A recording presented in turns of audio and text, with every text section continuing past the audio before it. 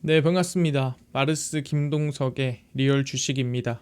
오늘 마르스 김동석의 리얼 주식은 양자 컴퓨터 그냥 저평가 이 기업 무식하게 사모으세요. 세계 1위 됩니다.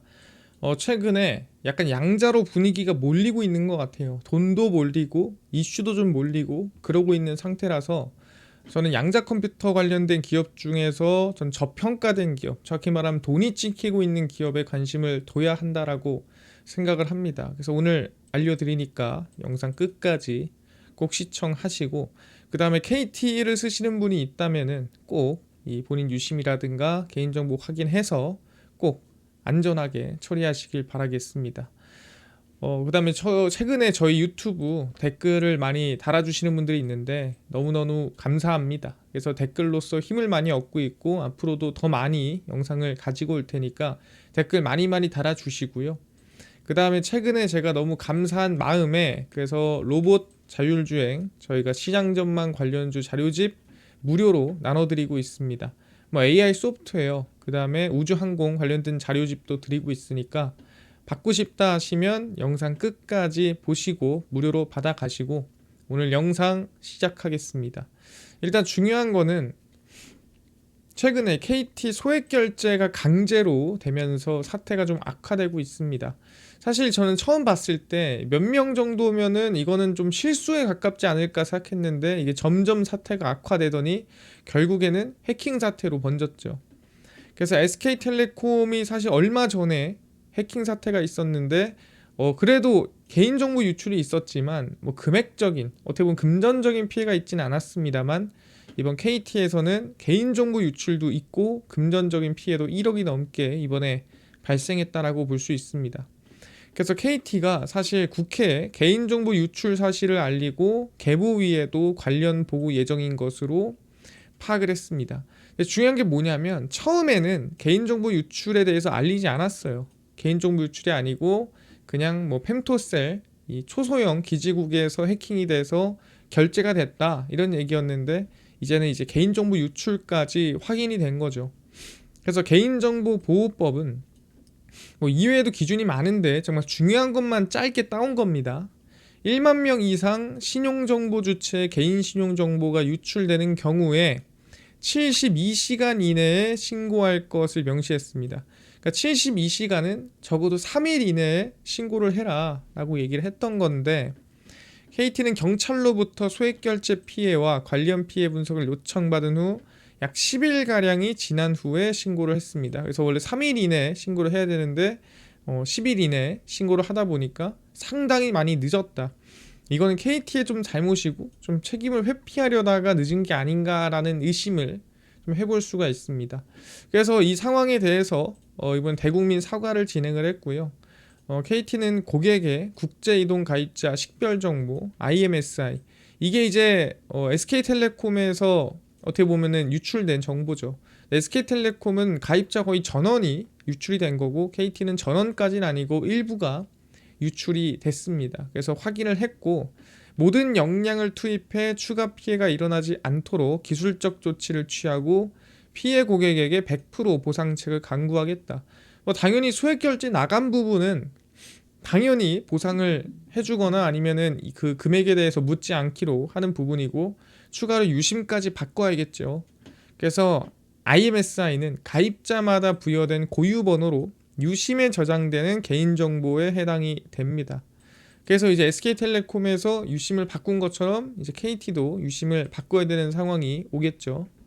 그래서 피해를 입은 고객들에게 피해 사실 여부를 조회할 수 있는 기능, 그리고 유심 교체 신청 및 보호 서비스 가입 링크에 대해 SMS로 안내를 했다라고 하는데 근데 저는 여기서 약간 걱정한 게 SMS로 안내를 했다가 이거 문자 메시지잖아요. 근데 요새 좀 이 스미싱 같은 게 많단 말이죠. 또 비슷하게 보내서 또 이 약간 2차로 스미싱을 당하는 게 아닌가라는 걱정을 살짝 했는데 그래서 KT에서 혹시 손해를 입었거나 그다음에 이번에 개인정보 유출자로 확인이 되신 분들은 꼭 정말 안전하게 잘 처리를 했으면 좋겠다 말씀드립니다. 근데 이번에 문제가 뭐냐? KT에서 개인정보 유출이 되고 소액 결제를 당했다.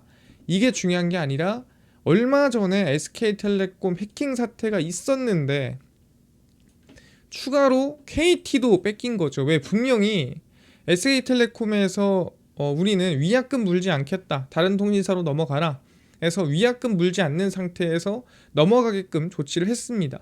그럼 분명히 SK텔레콤에서 KT로 넘어온 사람이 있겠죠. 근데 넘어왔는데도 KT에서도 개인정보가 유출이 된 거예요. 근데 최근에 그래서 물어봤죠. SK텔레콤이나 LG U+는 유출됐니? 하니까 뭐 괜찮다라고 했는데, 그럼 남은 거는 지금 LG잖아요. 그래서 넘어온 사람도 의미가 없어진 거고, 사실 여기 있던 사람도 믿을 만한 지금 통신사가 있나라는 생각이 들게 되는 거죠. 개인정보보호위원회는 SK텔레콤의 고객유심 해킹 사태 관련 관리 소홀과 보안 조치 미비를 핵심 위반 사유로 지적을 했습니다. 그러니까 너네가 조금 소홀했다는 얘기죠. 그래서 과징금 1347억 9100만 원과 과태료 960만 원을 부과를 했습니다. 그래서 시스템 전반 점검하고 안전조치 강화하고 재발 방지 할 수 있는 좀 조치를 좀 해라, 이렇게 얘기를 했습니다. 1300만 원의 벌금을 맞았습니다. 원래는 이것보다 훨씬 더 비싸게 과징금을 맞을 줄 알았는데, 그래도 유심 다 바꿔주고 위약금 안 받고 뭐 이런 것들 뭐 하면서 그래도 이제 SK텔레콤이 뭐 의지는 있구나라는 생각에 과징금이 엄청 높게는 측정되진 않았습니다. SK텔레콤이 사고 이후 재발 방지 대책과 피해자 구제 조치를 마련한 점이 고려돼서 과징금이 결정됐어요. 그래서 원래는 더 크게 나왔어야 되는데 그것보다는 적게 나왔던 부분이고요.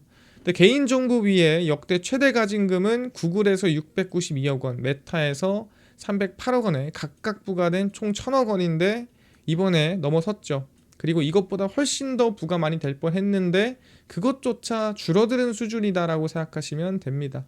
그래서 이 SK와 KT가 연속으로 이어지면서 상황이 좀 많이 안 좋아지고 있는 거고, 이런 상황에서 사람들은 뭔 생각하겠냐, 이제 보안에 대한 생각이 상당히 많아질 거다라고 저는 생각을 합니다. 그래서 이 보안에 관심을 좀 둬야 될 때가 아닌가.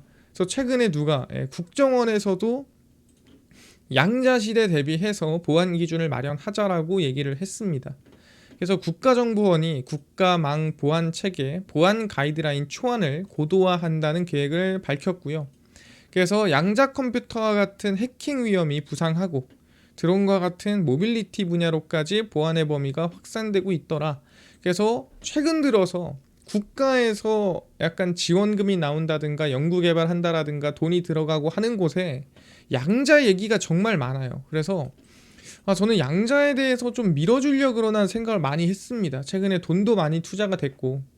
그래서 범국가 양자 내성 암호 체계 전환 추진 계획입니다. 이게 뭐냐면 말씀드렸던 대로 양자 컴퓨팅으로 해킹이 가능하니 그 양자 컴퓨팅을 막을 수 있는 암호가 필요하다. 그래서 양자 내성 암호, PQC 얘기를 하고요. 그걸 전환하자라고 하는 거죠. 그래서 고성능 양자 컴퓨터에 의해 암호 체계가 무력화되는 것을 막는 체계다라고 보시면 되고요. 양자 내성 암호를 보급하고 2035년까지 국가 전반의 암호 체계를 전환하기 위해 국가가 추진 중인 마스터 플랜이다. 지금부터 못해도 10년은 남았다라고 하지만 지금 사실 벌써 양자 암호 관련된 기업들이 크게 성장을 하고 있죠. 그래서 말이 10년이지만 제가 봤을 땐 몇 년 안 남았습니다. 이 상용화라는 게 정말 쉽거든요. 뭔 소리냐면 AI도 언제 상용화되나 했지만 사실 정말 한순간에 챗GPT가 나오면서 상용화가 시작이 됐습니다. 그런 것처럼 양자 암호라든가 양자 컴퓨팅도 정말 한순간이라고 저는 생각을 하고요. 최근에 이 양자 컴퓨터 기업 퀀티넘이 미국이랑 영국이랑 합작해서 만든 회사거든요. 기업 가치가 14조를 넘었습니다.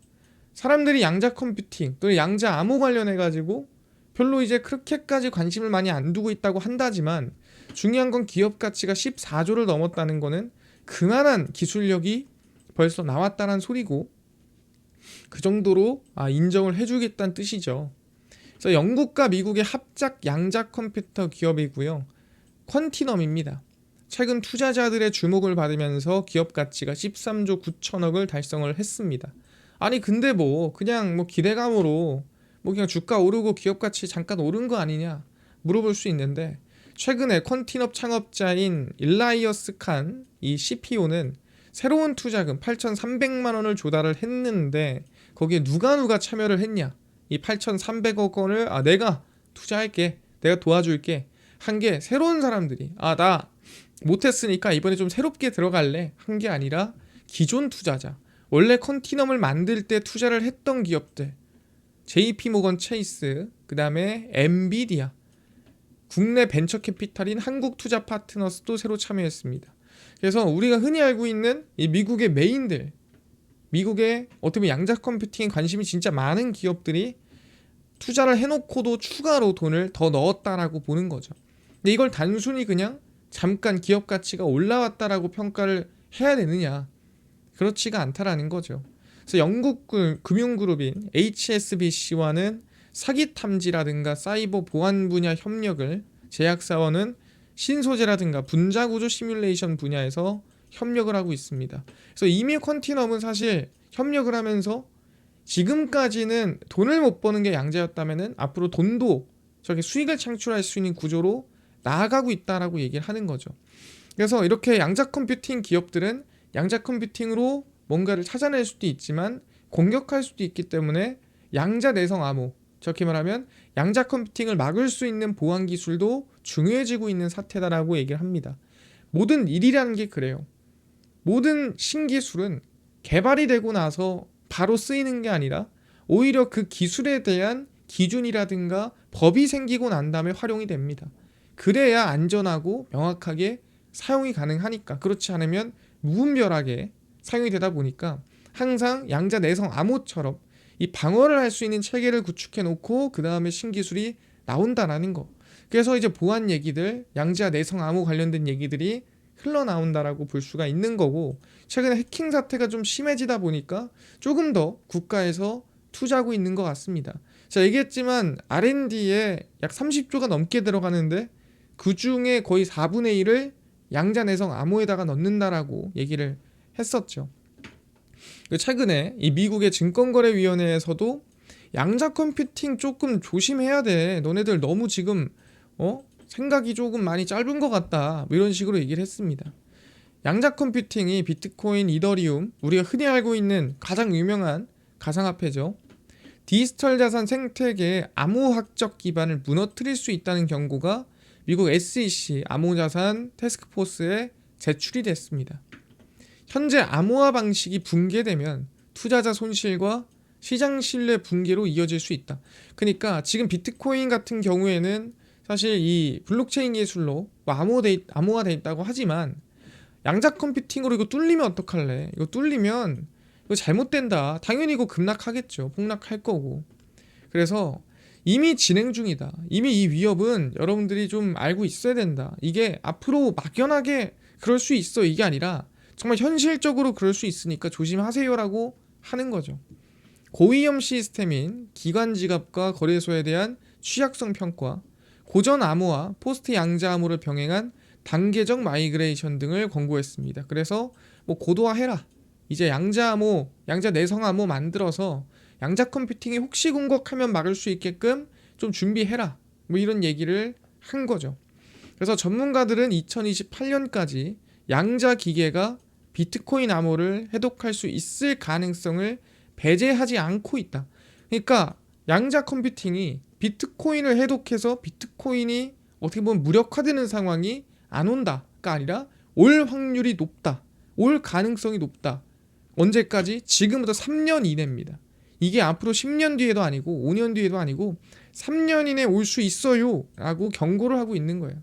그러다 보니까 많은 사람들이 양자 관련된 기술에 공격도 중요하지만 방어에 좀 집중하고 있는 게 아닌가 생각을 하고 있다라는 거죠. 이해가 됐습니다. 그래서 양자 컴퓨팅에 좀 이슈가 되고 있는 상태고요. 그럼 여기서 중요한 건 뭐냐?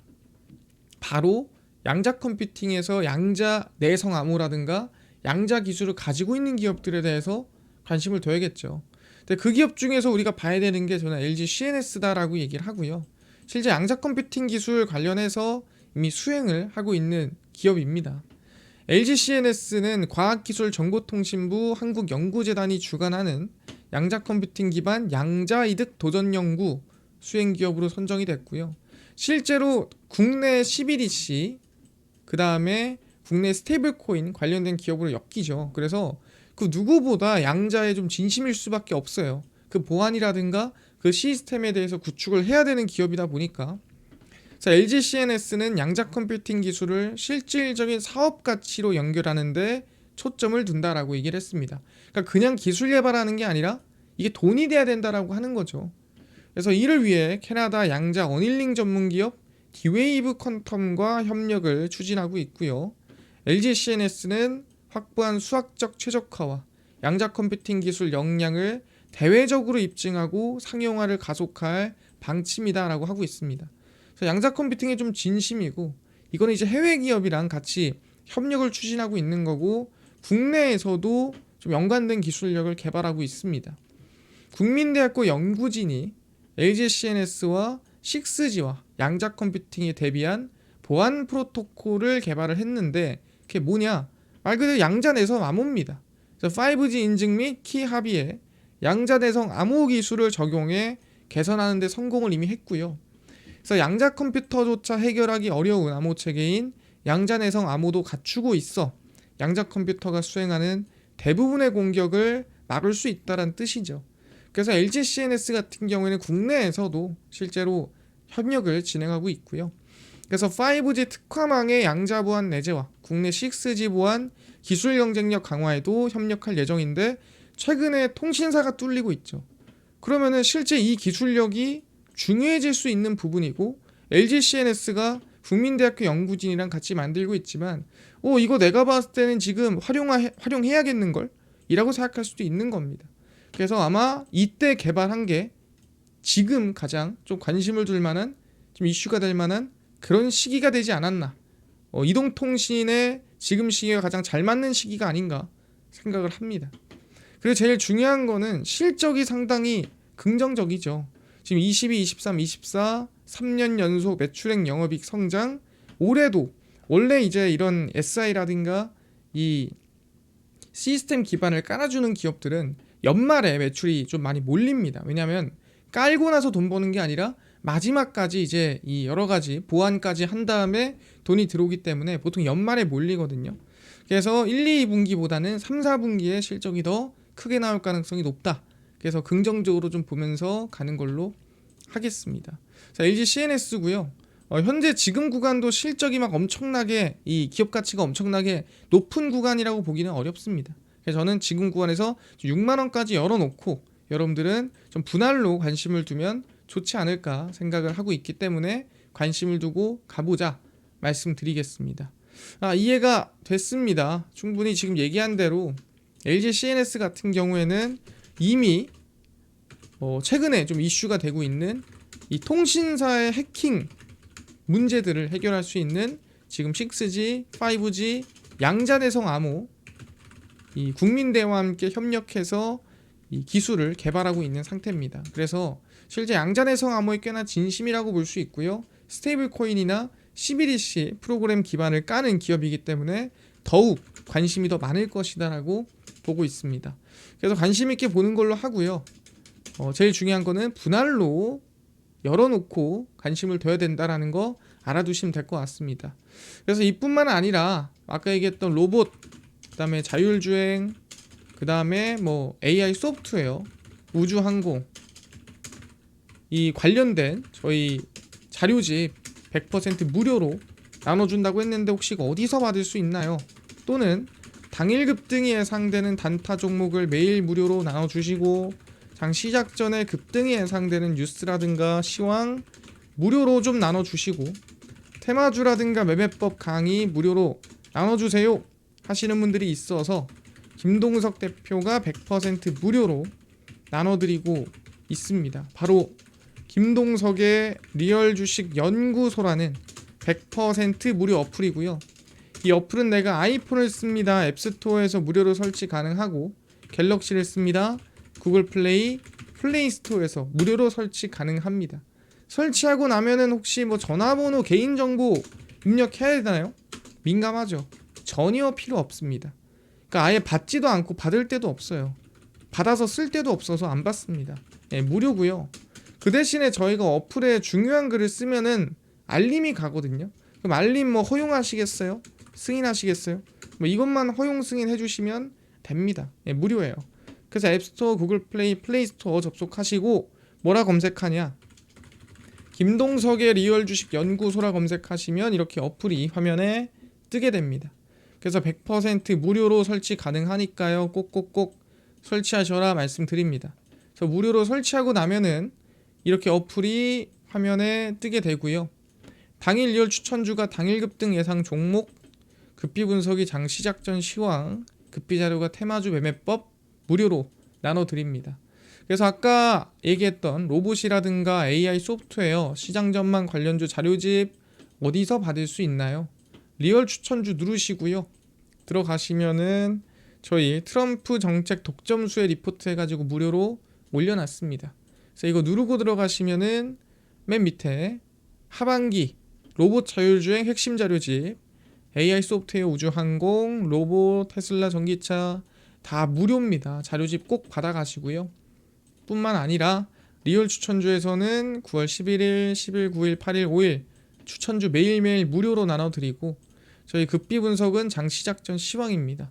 해외 증시부터 국내 이슈까지 저희가 장전에 매일매일 무료로 정리해드리고 급비 자료는 당일 있었던 이슈 관련주 장마감하고 매일 정리를 해드립니다. 그래서 김동석의 리얼 주식 연구소 제가 100% 무료로 운영하는 어플입니다. 종목 시황 테마주 다 얻어 가시고 뿐만 아니라 저희 마르스 김동석의 리얼 주식 유튜브 여러분들의 관심과 사랑으로 크니까요. 댓글 꼭 많이 달아주시고요. 유튜브 구독 부탁드리면서 오늘 영상 여기서 마치고 다음번에 더 좋은 영상으로 찾아뵙도록 하겠습니다. 감사합니다.